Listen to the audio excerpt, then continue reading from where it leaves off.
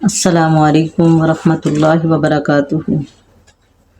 نحمدہ ونصلی علی رسولہ الکریم، اما بعد فاعوذ باللہ من الشیطان الرجیم، بسم اللہ الرحمن الرحیم۔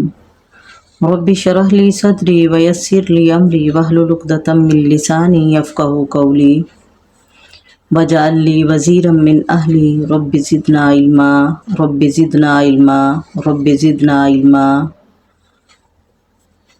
رب یسر ولا تعسر وتمم بالخیر وبک نستعین آمین اللہم آمین۔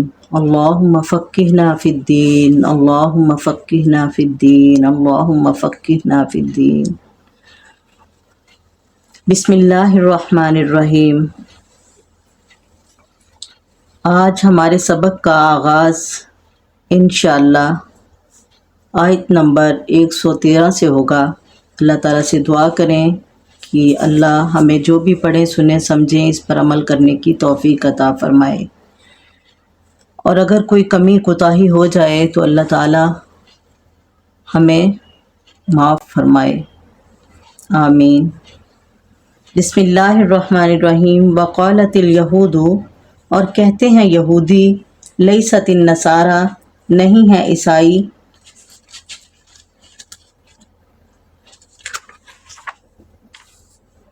علی شیء، کسی چیز پر، وقالت النصارى، اور کہتے ہیں عیسائی، لیست، نہیں ہے، یہود، یہودی، علی شیء، کسی چیز پر، وہم، حالانکہ وہ سب، یتلون، پڑھتے ہیں، کتاب، کذالک، اسی طرح، قال الذین، کہی ان لوگوں نے، لا یعلمون، جو نہیں جانتے تھے، مثل قولہم، ایسی ہی باتیں، ان جیسی ہی باتیں، فاللہ، پس اللہ تعالیٰ ہی، یحکم، فیصلہ کرے گا، بینہم، ان کے درمیان، یوم القیامت، قیامت کے دن، فیما، ان باتوں میں، کانوا فیہ یختلفون، جن میں یہ تھے، یختلفون، اختلاف کرتے۔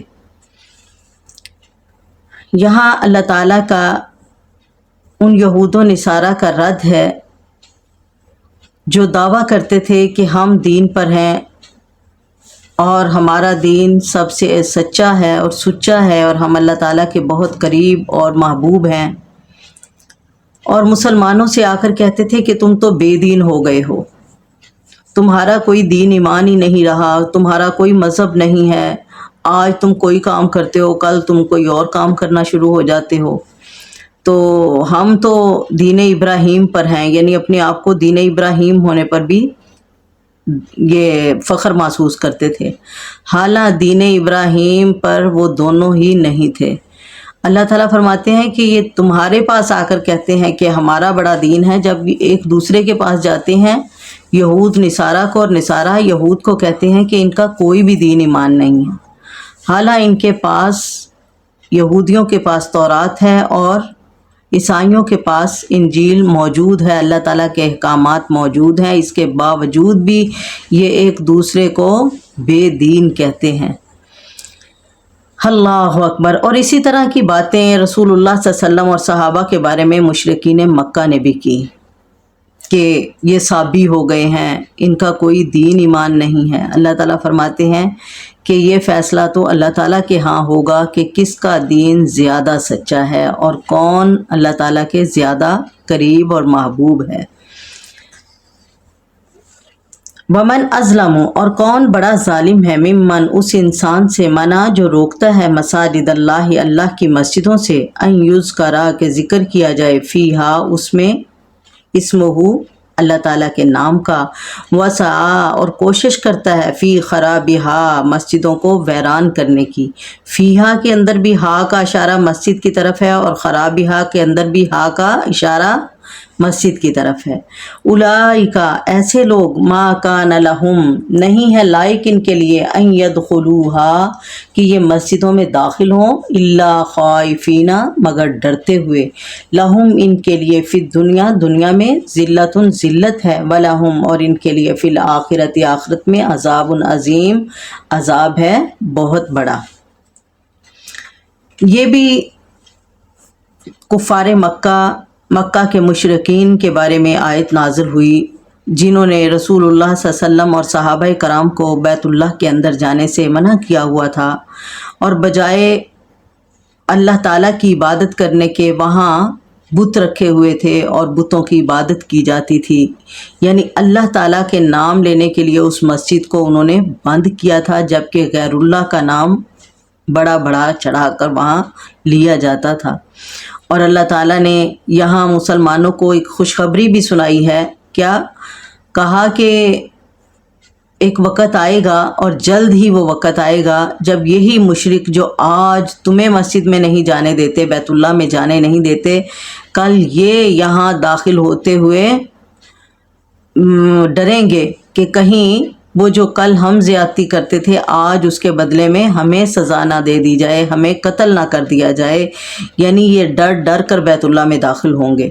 اور پھر وہ وقت آیا جب اللہ تعالیٰ نے مکہ کو فتح کر دیا، اور 8 ہجری کے اندر تو نبی علیہ الصلاۃ والسلام نے اعلان فرما دیا کہ آئندہ سے مکہ میں کوئی مشرک حج کرنے یا ننگا طواف کرنے نہیں آ سکتا۔ اللہ اکبر! اگر کوئی یہاں مکہ میں رہے گا بھی تو وہ جزیہ دے کر رہے گا۔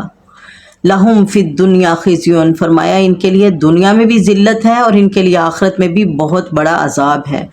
یہ خاص تو ان کے ساتھ ہے، لیکن عام یہ حکم سب کے ساتھ ہے۔ جو بھی اللہ تعالیٰ کے گھروں کو ویران کرنے یا بے آباد کرنے کی کوشش کرتے ہیں، اللہ تعالیٰ کے گھروں میں کوئی فتنہ فساد پھیلانے کی کوشش کرتے ہیں یا کسی کو عبادت سے روکتے ہیں، تو ان سب کی ہی سزا ایسی ہی ہے کہ وہ اللہ کے گھر میں خود بھی انہیں اللہ تعالیٰ ان سے بھی اپنے گھر میں آنے کی توفیق چھین لیتے ہیں، اور دنیا کے اندر بھی ان کے لیے ذلت کی زندگی اور آخرت میں بھی ان کے لیے بہت بڑا عذاب ہے۔ اللہ تعالیٰ ہمیں اپنے گھروں کو آباد کرنے والا بنائے اور بے آبادی سے محفوظ فرمائے۔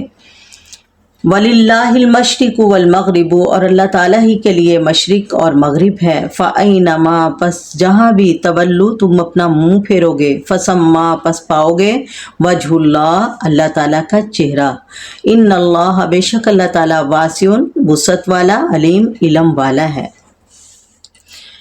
اس آیت کے شان نزول کے بارے میں مفسرین نے کئی احادیث جمع کی ہیں۔ مختلف مواقع پر یہ حکم ہوا، جب سفر میں جاتے تھے تو اکثر ایسا ہوتا تھا کہ قبلہ معلوم نہیں ہوتا تھا کہ کس طرف قبلہ ہے، تو مسلمان نماز پڑھ لیتے تھے اندازے کے ساتھ، اور پھر ان کے دل میں خدشہ رہتا تھا کہ پتہ نہیں ہماری یہ نماز قبول ہوئی ہے یا نہیں ہوئی۔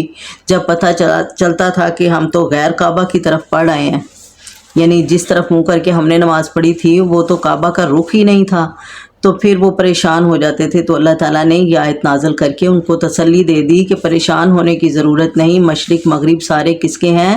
اللہ تعالیٰ کے ہیں۔ تم جدھر بھی منہ کر کے نماز پڑھو گے تو اللہ تعالیٰ تمہاری نماز کو ضائع نہیں کریں گے بلکہ قبول کر لیں گے۔ اور اس کے شان نزول کے بارے میں یہ بھی آتا ہے کہ جب قبلہ تبدیل ہوا تھا تو یہودی آ کے مسلمانوں سے کہنے لگے کہ کیا بات ہے تمہاری عبادت کی، کبھی تمہارا رخ کسی طرف ہوتا ہے عبادت کرنے کے لیے، تمہارا تو ایک قبلہ ہی نہیں ہے، کبھی تم قبلہ اس طرف بدلتے ہو کبھی اس طرف بدلتے ہو، تو تمہاری کون سا نمازیں قبول ہونی ہیں؟ استغفر اللہ۔ تو پھر اللہ تعالیٰ نے یہ آیت نازل کر کے مومنوں کو تسلی دی کہ ان کی باتوں پر پریشان نہیں ہونا، یہ تو صرف آپ کے دلوں میں فرق ڈالنے کے لیے شیطانی کام کرتے ہیں، اور آپ تسلی رکھو جو بھی تم کرتے ہو نیکی اللہ تعالیٰ کی رضا کے لیے، اللہ تعالیٰ کو راضی کرنے کے لیے، تو وہ تمہاری نیکی ضائع نہیں جاتی، اور جس طرف بھی منہ کر کے تم نماز پڑھتے ہو اللہ تعالیٰ تمہاری ہر نیکی کو جانتا ہے اور تمہارے ارادوں کو بھی جانتا ہے۔ اور باقی جو تمہارے پاس آ کے باتیں کرتے ہیں ان کا خود کون سا یقین ہے رب پر، یہ کون سا ان کا قبلہ ایک ہے، یہ تو ایک رب کو بھی نہیں مانتے، انہوں نے تو اللہ تعالیٰ کے ساتھ بھی اوروں کو الہ بنا لیا۔ یہ اگلی آیت میں اسی کی طرف اشارہ کیا جا رہا ہے۔ فرمایا وقالو، یہ کہتے ہیں اتخذ اللہ ولدا، کہ بنائی اللہ تعالیٰ نے اولاد، سبحانہ، اللہ تعالیٰ ایسی کمی کمزوری سے پاک ہے، سبحان اللہ۔ یعنی یہ یہود ہیں، انہوں نے حضرت عزیر کو اللہ کا بیٹا بنا دیا، فرشتوں کو اللہ کی بیٹیاں بنا دیا، استغفر اللہ۔ اللہ تعالیٰ فرماتے ہیں کہ میری اولاد کہاں سے ہوگی، میری تو بیوی ہی نہیں، اور میں تو اکیلا ہوں، نہ میرا کوئی ماں باپ ہے، نہ کوئی میری اولاد ہے۔ سبحانہ، وہ اللہ پاک ہے، بل لہ ما فی السماوات، بلکہ اسی کا ہے جو کچھ آسمان و زمین میں ہے، کل لہ قانتون، سب کے سب اسی کے فرما بردار ہیں۔ یعنی جتنی مخلوقیں اللہ تعالیٰ نے بنائیں، سب کی سب اللہ تعالیٰ کی فرما بردار ہیں اور اس کی تسبیح بیان کرتے ہیں۔ اللہ تعالیٰ فرماتے ہیں سورۃ بنی اسرائیل کے اندر کہ ہر چیز آسمان و زمین تک، اور جو آسمان و زمین میں ہے، یہ سب اللہ کی تسبیح بیان کرتے ہیں۔ وَلَٰكِن لَّا تَفْقَهُونَ تَسْبِيحَهُمْ، لیکن تمہیں ان کی تسبیح سمجھ نہیں آتی۔ سبحان اللہ، یعنی حتیٰ کہ یہ درخت اور درختوں کے سائے بھی اللہ تعالیٰ کے سامنے جھکتے ہیں، ہر چیز اللہ تعالیٰ کی فرما بردار ہے۔ تو جو اتنی کامل ذات ہو، جو اتنی قادر ذات ہو، جو اتنی کبیر ذات ہو، اسے کیا پڑی ہے کہ وہ کسی کو اپنی اولاد بنائے، کسی کو اپنی بیوی بنائے، کسی کو اپنا ساتھی بنائے؟ یہ تو ان کو اولاد کی ضرورت ہے جن کو پتہ ہے کہ ہم کمزور ہو جائیں گے، آج ہم طاقتور ہیں، ہماری اولاد ہوگی تو ہماری کمزوری میں ہماری کام آئے گی۔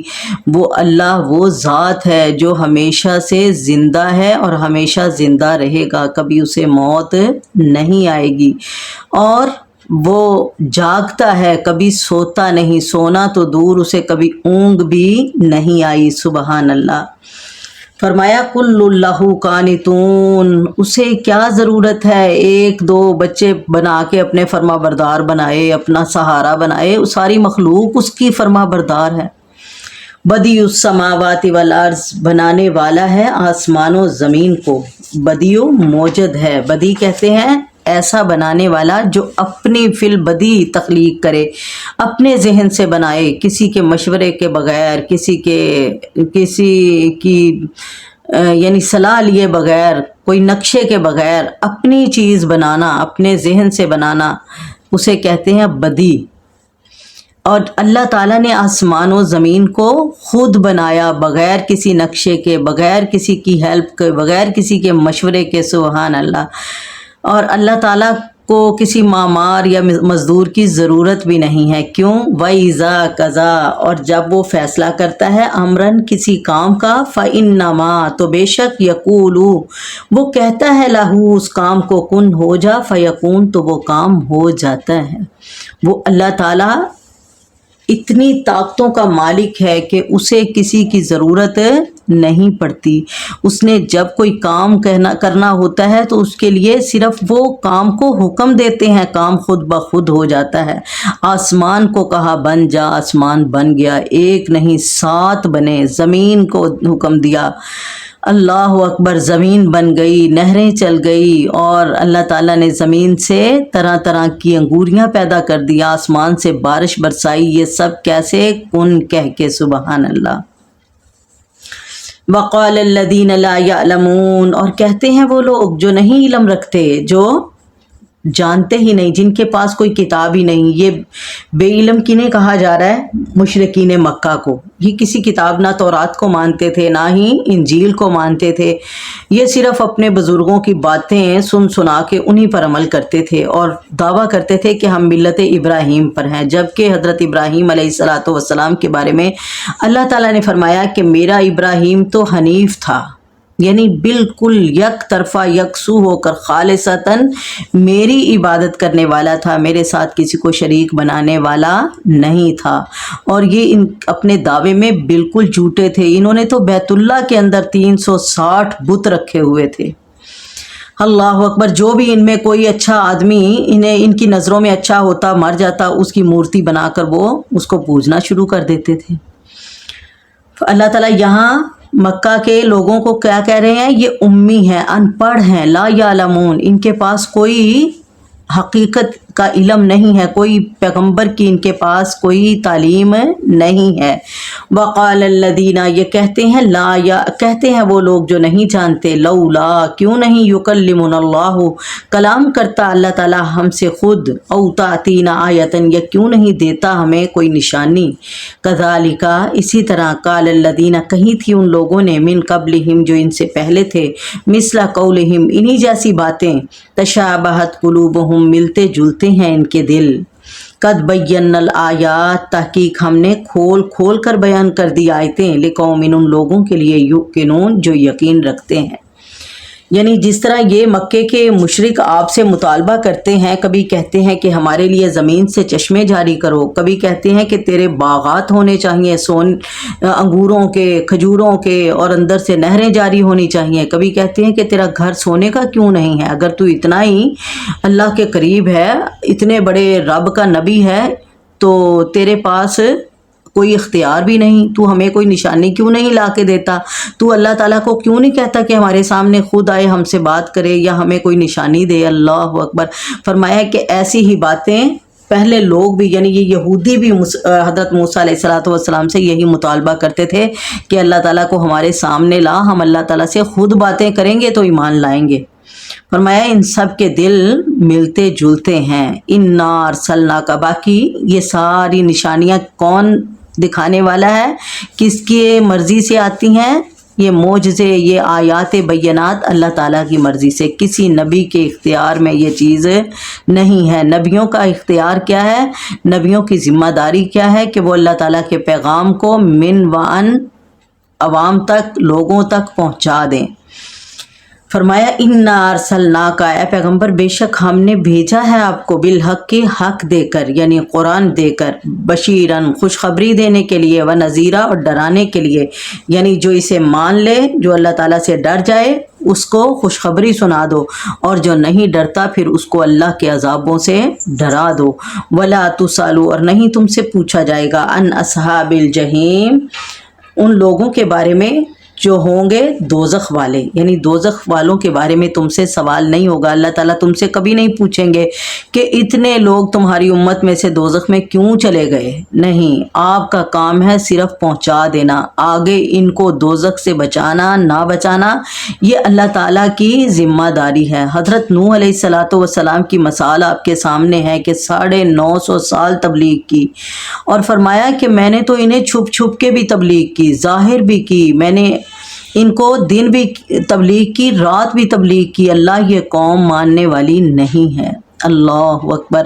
950 سال تبلیغ کا اثر کیا، صرف 80 بندے مسلمان ہوئے، باقی سب ہی غیر مسلم رہے، اور ان میں سے، اور ان نافرمانوں کے اندر حضرت نوح علیہ السلام کا اپنا بیٹا اور بیوی بھی شامل تھی۔ استغفر اللہ۔ اللہ تعالیٰ ہم سب کو ایمان والی زندگی اور ایمان والی موت نصیب فرمائے۔ اور انبیاء کی ڈیوٹی کیا ہوتی ہے کہ اللہ تعالیٰ کے پیغام کو پہنچانا، باقی ہدایت دینا نہ دینا یہ اللہ تعالیٰ کے اختیار میں ہے۔ اسی لیے اللہ تعالیٰ نے فرمایا کہ لوگوں ہدایت مانگنی ہے تو مجھ سے مانگو، اور اللہ سے ہی دعا کرنی چاہیے۔ اہدنا الصراط المستقیم، اللہ ہمیں سیدھا راستہ دکھا دے۔ صراط الذین انعمت علیہم، اللہ ان لوگوں کا راستہ دکھا جن پر تو نے انعام کیا، غیر المغضوب علیہم ولا الضالین، اللہ ان لوگوں کے راستے پر نہ چلانا جو تیرے غضب کے مستحق ہوئے اور جو تیرے راستے سے بھٹک گئے۔ آمین۔ اے اللہ ہماری دعا قبول فرما، آمین۔ ولن ترضیٰ، اور ہرگز نہیں راضی ہوں گے، ان کا، آپ سے اے نبی، یہودی، ولا نصارہ، اور نہ ہی عیسائی، حتیٰ، یہاں تک کہ تتبع، آپ پیروی کریں، ملتہم، ان کے دین کی، کل، اعلان کر دو، کہہ دو، ان ھدی اللہ، بے شک اللہ تعالیٰ کی ہدایت ہی، هو الہدا، وہ اصل ہدایت ہے، ولئن، اور اگر، اتبعت، آپ پیروی کریں گے، اہواءہم، ان کی خواہشات کی، بعد الذی، بعد، اس کے بعد، الذی، کے، جاءکا، وہ آ گئی آپ کے پاس، من العلم، علم، یعنی علم سے وحی آ گئی آپ کے پاس، ما لکا، تو نہیں ہوگا آپ کے لیے، من اللہ، اللہ کی طرف سے، من ولی، کوئی دوست، ولا نصیرہ، اور نہ ہی کوئی مددگار۔ یعنی یہاں اللہ تعالیٰ اپنے پیغمبر سے कह रही हैं कि ए मेरे पैगंबर, इनके पीछे पड़ने की ज़रूरत नहीं, बस अल्लाह ताला का पैगाम इनको सुनाओ। अगर तुम चाहो कि ये राज़ी हो जाएं तो ये कभी भी राज़ी नहीं होंगे जब तक आप यहूदियत और नसरानियत को इख्तियार ना कर लो। और जो अल्लाह ताला ने तरीक़ा और हदायत तुम्हें दी है, याद रखो यही असल हदायत है। ये जो इनके पास हैं किताबें, ये तो इन्होंने बदल दी हैं, अल्लाह ताला के अहकामात में रद्दो बदल कर दिया है। और असल किताब जो सच्ची और सच्ची है वो आपके पास कुरान पाक है। और याद रखो अल्लाह ताला ने अपने पैगंबर को आगाह कर दिया कि ऐ मेरे नबी, अगर इसके बावजूद के हक़ आपके पास आ पहुँचा, आपके पास हकीकी इल्म आ गया है, कुरान आ गया है, और आप इनके पीछे चलेंगे तो फिर आपका अल्लाह की तरफ से कोई दोस्त और मददगार नहीं होगा। फिर अल्लाह ताला को भी, फिर अल्लाह ताला की पकड़ से आपको कोई बचाने वाला नहीं होगा। अल्लाह अकबर।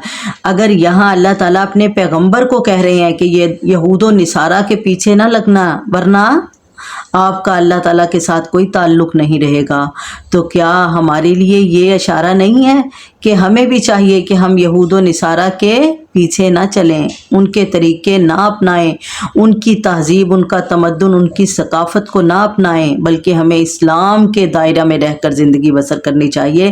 क्योंकि जो इस्लाम हमारे पास है उससे सच्चा मज़हब कोई भी नहीं। अल्लाह ताला ने हमें सच्चा मज़हब दिया और अल्लाह ताला हमें इसी पर ज़िंदगी और इसी पर मौत नसीब फरमाए। आमीन।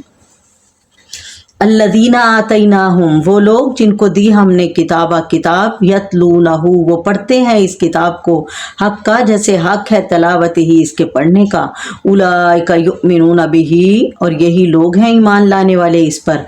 वमन यकफुर बिही, और जो कोई इसका इनकार करेगा, फ़उलाइका हुमुल खासिरून, तो वही होगा नुकसान पाने वालों में से। अल्लाहु अकबर। यहाँ अहले किताब के उन नलायक लोगों के मज़मूम, इखलाक और किरदार की तफसील बयान करने के बाद अल्लाह ताला उनमें से कुछ साले लोग और अच्छे लोगों के किरदार बयान कर रहे हैं।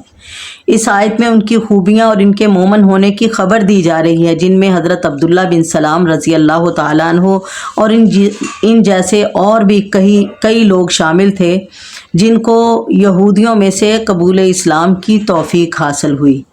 यानी ऐसे भी इनमें लोग हैं जो अल्लाह ताला के अहकामात को मानते हैं, जिन्होंने कुरान को सच्ची किताब मानकर इस पर ईमान ले आए।